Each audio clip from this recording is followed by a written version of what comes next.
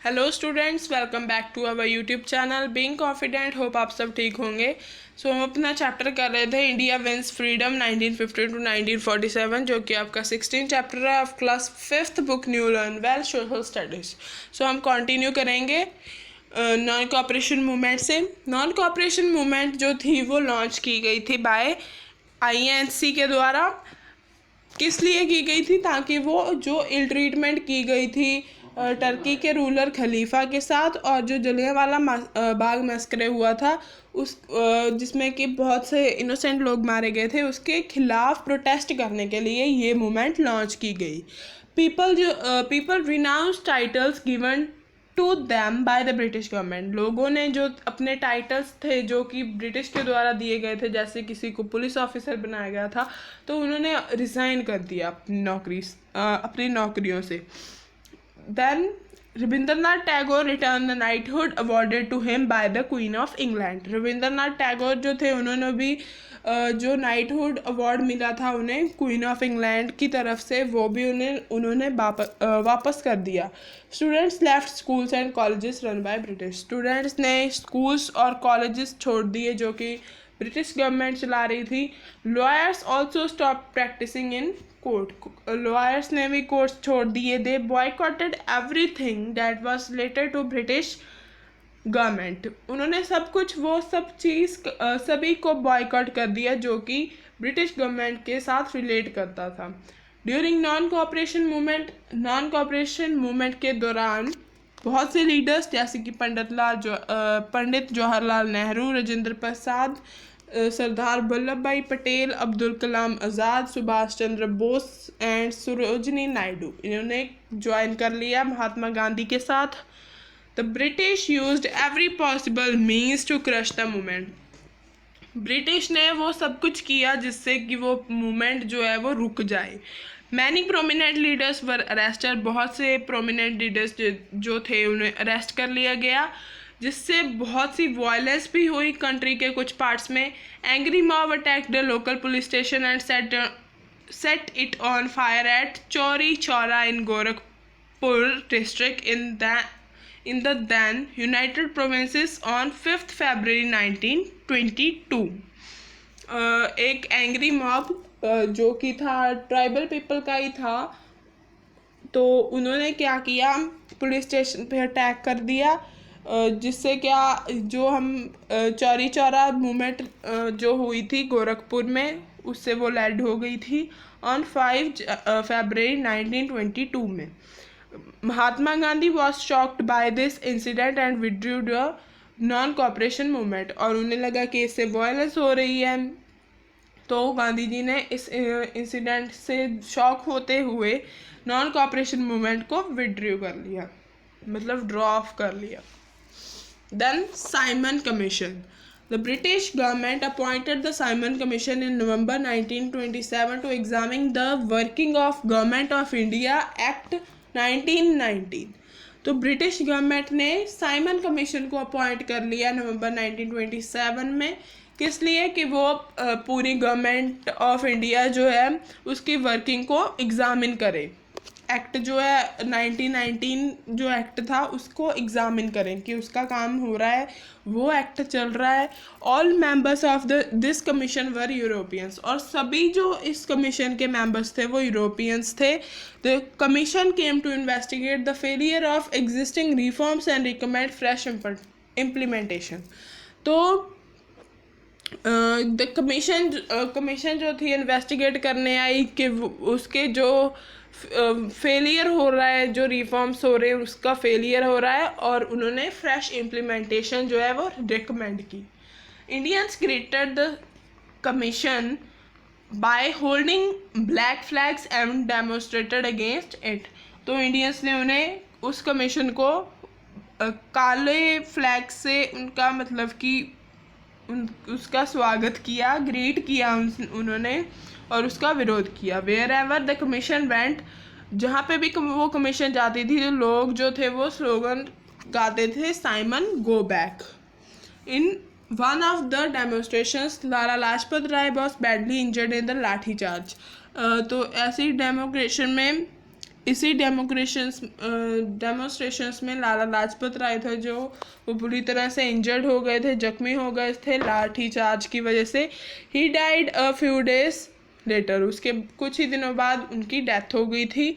Bhagat Singh and his friends search revenge for the Lala Lajpat Rai's death by killing Saunders, the person responsible for the lathi charge.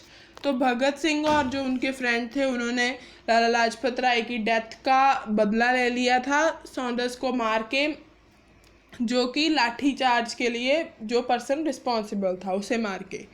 Lahore Congress session हुआ था जो 1929 में। A Congress session was held at Lahore in December 1929। तो जो Congress session हुआ था लाहौर में वो कब हुआ था? दिसंबर 1929 में। और इस सेशन में क्या हुआ था? Under the presidentship of Pandit Jawaharlal Nehru, the Indian congress national congress passed a resolution declaring Purna Swaraj complete independence as the goal of national movement. तो इस सेशन में क्या हुआ, किसकी प्रेसिडेंटशिप थी इसमें? पंडित जवाहरलाल नेहरू की। तो उन्होंने क्या किया, एक रेजोल्यूशन पास किया पूर्ण स्वराज का, मतलब कि कंप्लीट इंडिपेंडेंस, जो कि गोल होगा नेशनल मूवमेंट का।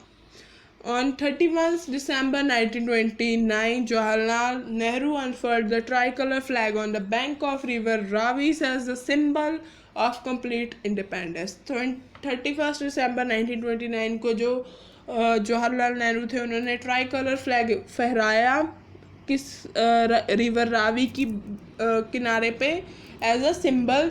किसका सिंबल था वो? कंप्लीट इंडिपेंडेंस का।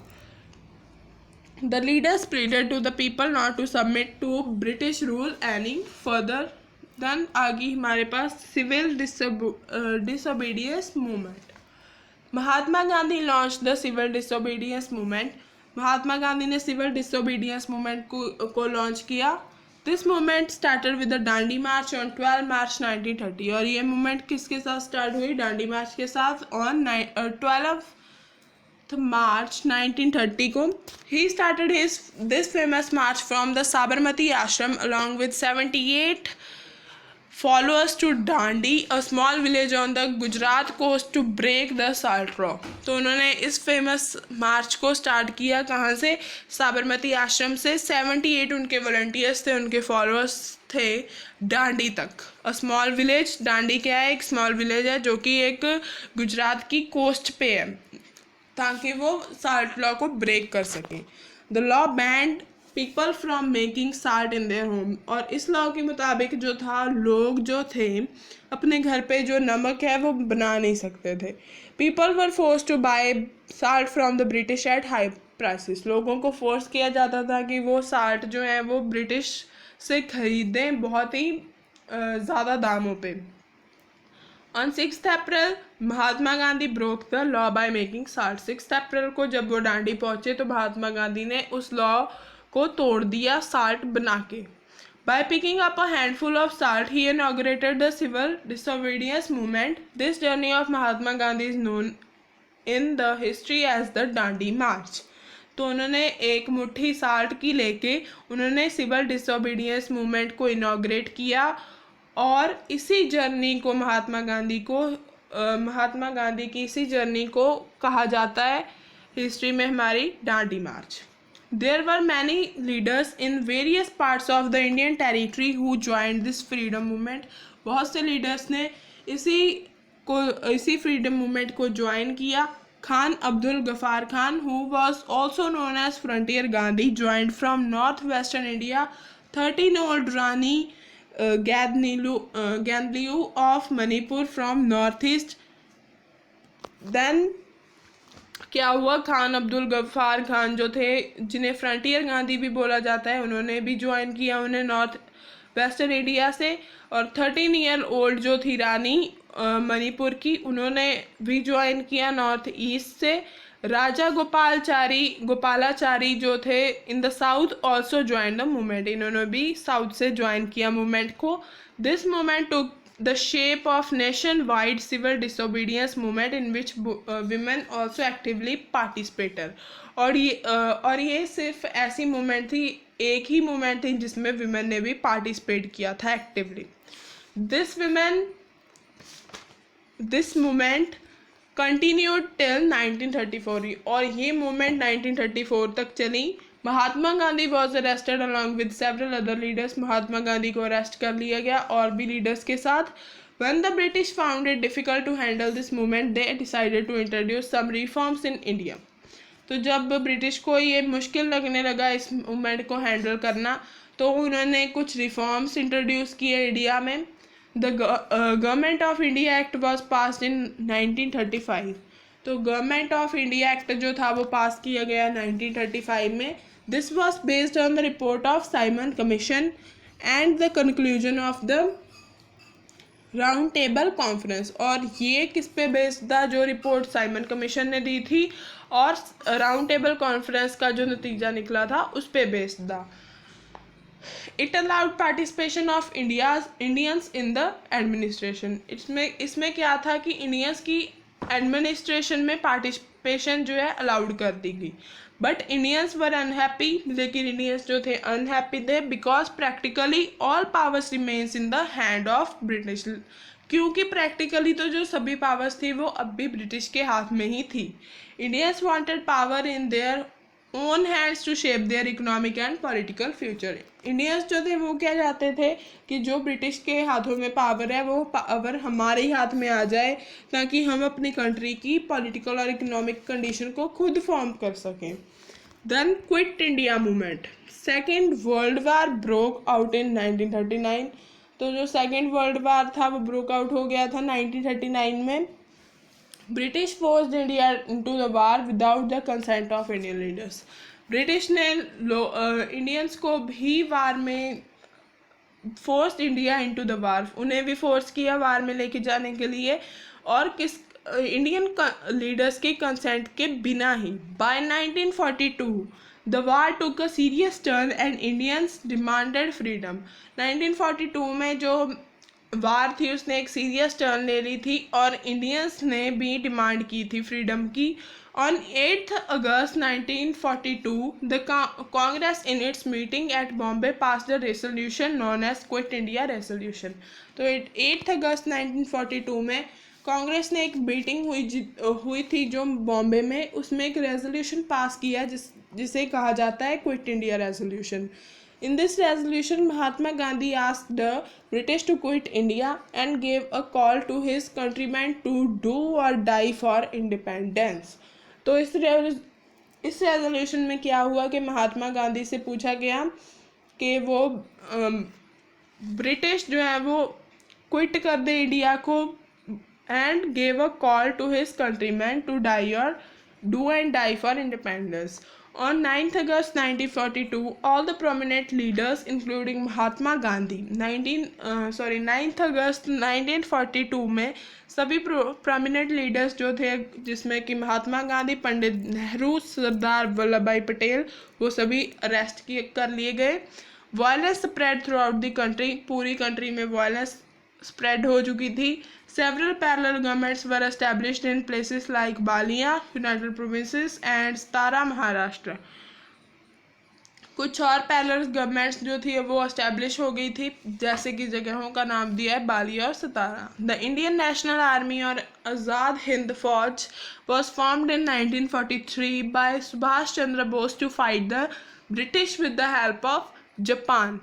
तो जो इंडियन नेशनल आर्मी जो थी वो फॉर्म की गई 1943 में, किसके द्वारा? सुभाष चंद्र बोस के द्वारा, ताकि वो ब्रिटिश के साथ लड़ सके with the help of Japan की हेल्प के साथ। The aim was to free India. इसका एम क्या था कि इंडिया को फ्री करवाना ब्रिटिश रूल से।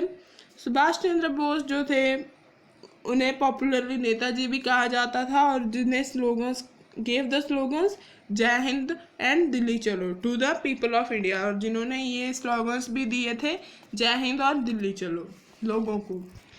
Then India's independence. British this faced opposition both in India and from outside. जो ब्रिटिश जो थी उसे अपोजिशन फेस करनी पड़ी थी इंडिया से भी और बाहर से भी, जैसे जापान जो था इंडिया के साथ था।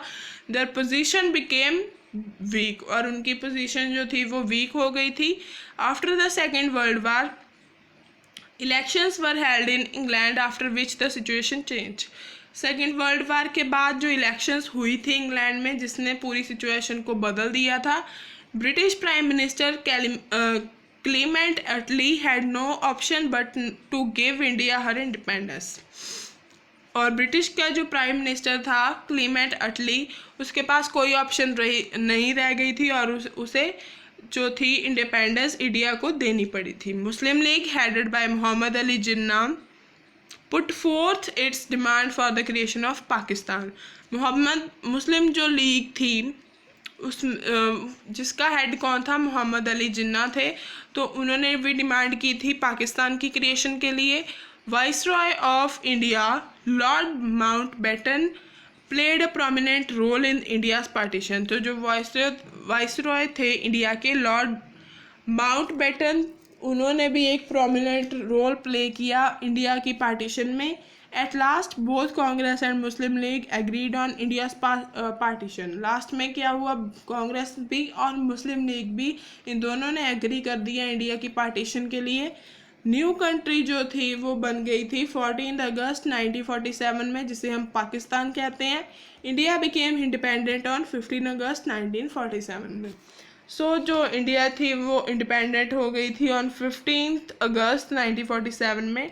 Doctor Rajendra Prasad became India's first president and Pandit Jawaharlal Nehru became independent India's first prime minister। जो डॉक्टर राजेंद्र प्रसाद थे वो इंडिया के फर्स्ट प्रेसिडेंट बने और पंडित जवाहरलाल नेहरू जो थे फर्स्ट इंडिपेंडेंट प्राइम मिनिस्टर बने इंडिया के। सो ये थी हमारी वीडियो। अगर आपको वीडियो अच्छी लगी हो तो लाइक करना, चैनल को सब्सक्राइब करना। Thank you for the cooperation.